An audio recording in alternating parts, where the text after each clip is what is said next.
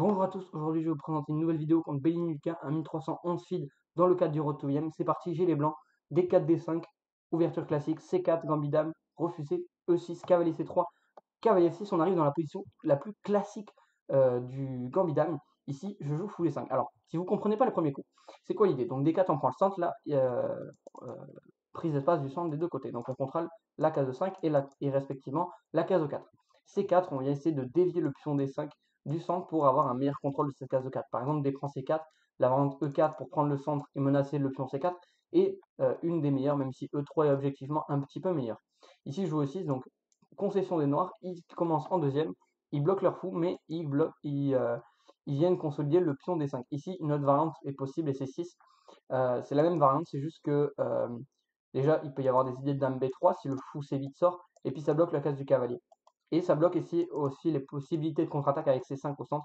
Donc E6 est plus souvent choisi pour pouvoir jouer les contre-attaques avec C5, par exemple la Tarache. Cavalier C3, du coup, on renforce vraiment en fait les contrôles de la case E5 et surtout de la case E4. Donc en fait, les blancs vont essayer de pousser E4. Là, par exemple, on menace E4 pour prendre tout le centre. Du coup, cavalier F6 pour venir contrôler cette case en E4. Fou G5 vient clouer le cavalier qui est le défenseur de la case E4. Fou E7. Et là, du coup, on se dit avec les noirs que si les blancs veulent prendre et jouer E4 pour prendre tout le centre, le problème c'est que prendre E4, le problème c'est qu'on va prendre et le pion D4 finit par être en prise. Parce que certes, ça prend beaucoup d'espace sur case blanche, mais ça laisse des trous sur case noire.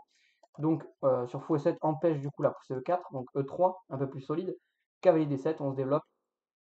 Cavalier F3, développement C6, la semi-slave, comme je vous l'ai dit. Alors, c'est pas si mauvais la semi-slave parce qu'en fait, on va pouvoir peut-être prendre en C4 et jouer C5 à un moment donné, et le fou va pouvoir se libérer après cette succession de coups. Par exemple, fou E2 peut prendre en C4, prendre en C4, C5, petit roc, on se développe, et B6, et là, le fou va pouvoir se placer sur cette magnifique diagonale. Et en fait, ce fou, il va pas sortir ici, mais il va pouvoir sortir ici, et grâce à la prise en C4, il aura une diagonale complètement ouverte. Donc ça, c'est une variante possible. Ici, il n'a pas joué fou 2, il a joué fou D3. Et du coup, maintenant que le fou s'est développé et a perdu un temps, parce que par exemple, si les noirs ici avaient fait la même idée avec prise en C4, le problème c'est que les blancs peuvent reprendre en C4 en un seul coup.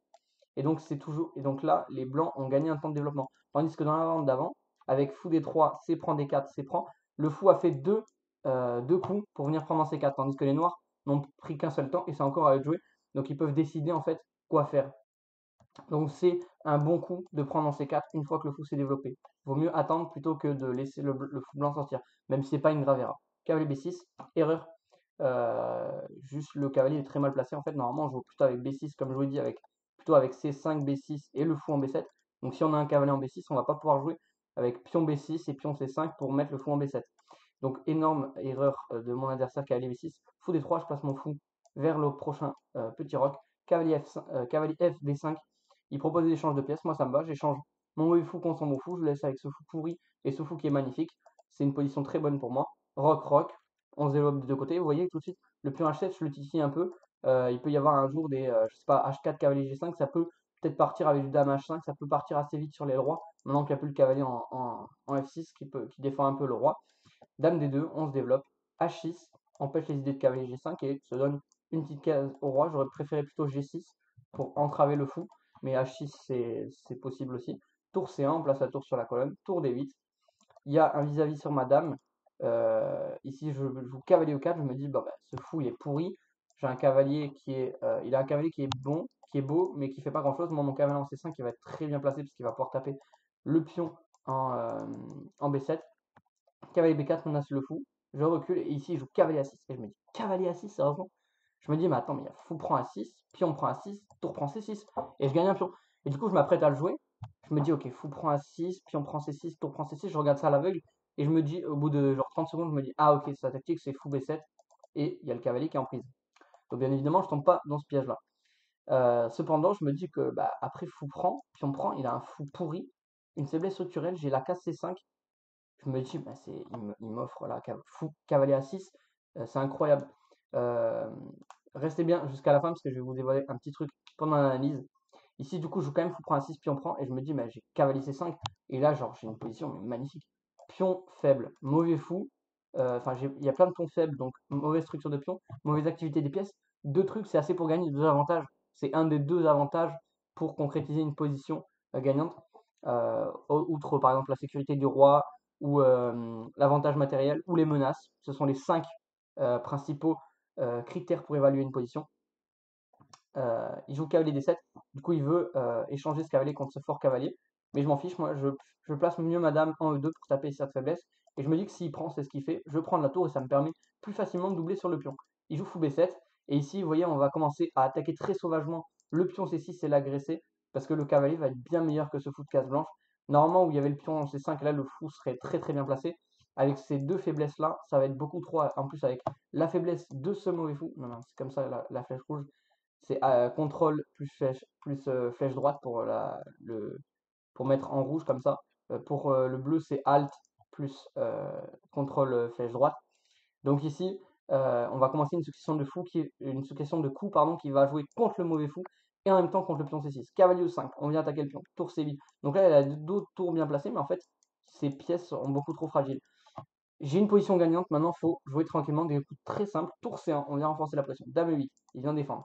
Dame C4, je commence à attaquer. Il joue tour D5, je me dis ok, bien joué, il peut pas, je vais encore prendre en C6. Ça c'est bien joué.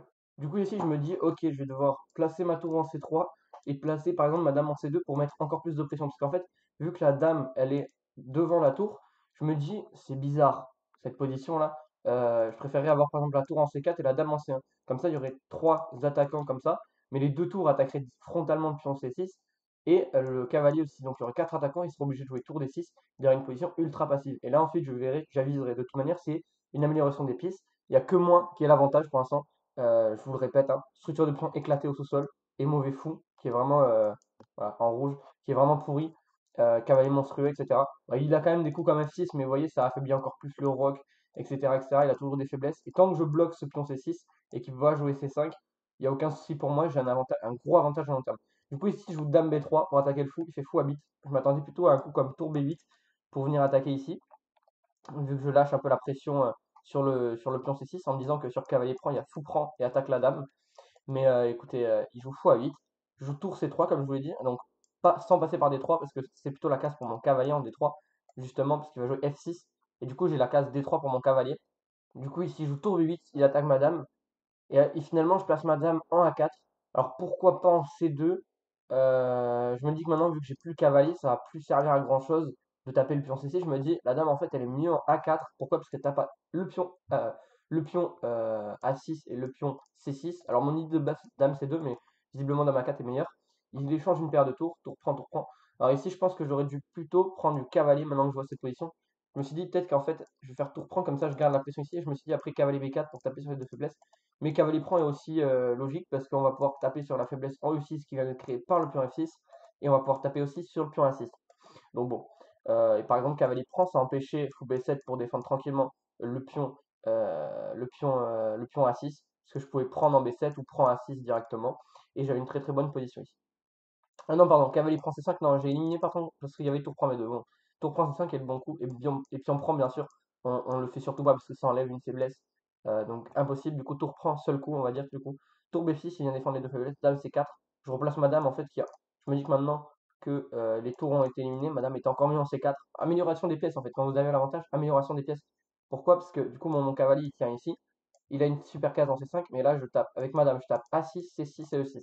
Donc là j'améliore gravement madame, tandis que lui il peut défendre que deux faiblesses à la fois. Il faudrait qu'il mette sa dame en C8 pour défendre toutes les faiblesses à la fois, mais il aurait toujours une position éclatée. Tour B5, du coup il fait la même technique avec tour D5, il m'empêche de prendre en C6. Je fais H3, tranquillement j'améliore ma position, roi H7, je me dis qu'il ne peut pas faire grand chose, B3, j'enlève la pression, une potentielle pression sur la colonne B, fou B7, il fait des coups d'attente, cavalier B4, je viens taper le pion, A5, et alors je sais plus ce que je me dis sur cavalier prend C6. Je me dis qu'il y a peut-être un contrôle. Ah bah oui, cavalier prend C6, il y a tour prend C5. Je suis obligé de remanger et il mange une pièce. Par exemple, dame prend, et là il m'a eu, et je perds la partie. Donc je peux pas prendre en C6, je reviens en D3, mais il se recrée une faiblesse. Il joue quand même fou A6 pour créer un vis-à-vis. Je me décale, comme ça j'ai pas de problème. Dame G6, il commence à avoir un petit peu d'activité. Je joue roi H2 tranquillement, j'attends. Roi G8, il attend.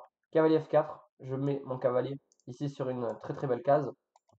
Il échange les tours. Il joue dame E4. Et je me dis, oulala, je lui dis, oula, j'ai laissé du contre-jeu.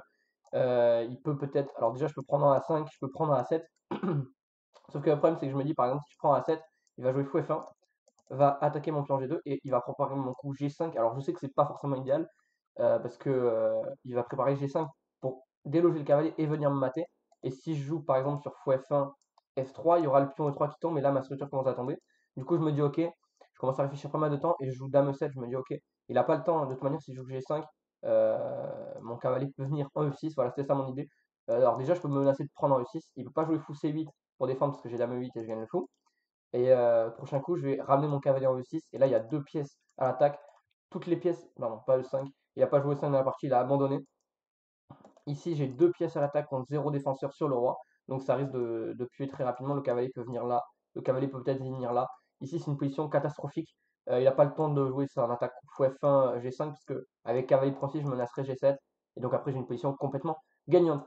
Donc c'est parti, on passe à l'analyse de cette partie. Ici, du coup, les erreurs de la partie, bien évidemment, ça a été cavalier à 6, ce qui me laisse faire fou prend et installer un monstre en C5. Bon, bien sûr, je suis pas tombé dans le piège. Il m'a dit pendant l'analyse qu'il comptait pas tomber dans le piège de tour prend C6, fou B7. Donc, mes cavaliers C5, j'ai une position complètement magnifique. Le GMI Prié est venu analyser cette partie avec nous, donc juste après la ronde. Et on lui a montré jusqu'à cavalier à 6 et il m'a dit, je lui ai dit, bah, fou prend à 6, puis on prend cavalier C5. Même le GMI, il a approuvé. Donc voilà, faut apprendre les conseils stratégiques. C'est juste à cause de ça, en fait, à cause de ce petit détail stratégique qu'il a complètement perdu. Bellini sinon il avait fait une très bonne partie jusqu'à cavalier à 6. L'ordinateur proposait cavalier, du coup 4 en D5, donc de refaire, il m'a poussé le fou en E2 et de revenir tranquillement ici. Et il n'y a aucun souci dans sa position. Moi je vais essayer de jouer un truc genre B4, B5 pour affaiblir un peu son aile dame, mais il a un peu de contre-jeu sur mon roi bien évidemment. Voilà, donc cavalier à 6, l'erreur principale de la partie. Ensuite, roi H2, tout simplement, je sais pas pourquoi j'ai blunder. Je pense que je me suis dit qu'en fait, depuis tout à l'heure, le pion C6 il était défendu. J'ai même pas fait gaffe qu'on pouvait prendre en C6. Ah, si, peut-être que j'ai fait gaffe parce que je me suis dit après, il y a peut-être fou B7. Alors, qu'est-ce qu'il dit l'ordre là-dessus? Parce que je peux venir, parce que si je bouge la tour, il y a mat. Donc, ok, j'avais cavalier F4. Il joue dame B1 et dame C1, d'accord. Ok, j'avais peut-être pas calculé jusque-là. Et en fait, j'avais une très bonne position ici. Donc, si j'avais sûrement vu tour prend C6, mais je m'étais dit qu'après fou B7, j'ai juste regardé fou B7 et je me suis dit, oula, ça pue. Mais en fait, ça allait très très bien. Donc bon, j'ai joué roi H2, roi G8, cavalier F4. Donc je me suis toujours dit que tour prend C6 c'était toujours pas possible. Du coup, je joue cavalier F4. Il échange et là, tranquillement, je peux revenir dans son camp. Donc son erreur principale, bon, roi G8, du coup, fallait échanger une paire de tours pour éviter que le pion C6 soit mangeable. Et cavalier A6, c'est son erreur principale. Et moi, roi H2, et mon erreur principale, juste pas manger le pion C6 et pas calculer jusqu'au bout. De toute manière, je me suis dit, il a une faiblesse, donc autant la laisser. Mais c'est une erreur de ma part qu'il aurait pu recoller à égalité. Ensuite, l'ordinateur, en tout dernier, il préférait la variante dame prend 7. Comme je vous dis, alors je vous montre la variante. Il préférait, ici, il pouvait pas jouer G5 parce qu'il y avait du dame D8 et en fait le roi était trop faible. Donc, mais ça, j'ai pas calculé, je crois qu'il me restait genre 5 ou 3 minutes à la pendule. Du coup, j'ai joué un coup save dame E7, je me suis dit, ok, bon, bah dame E7 c'est terminé, il peut pas jouer fou C8, je vais manger en E6, terminé.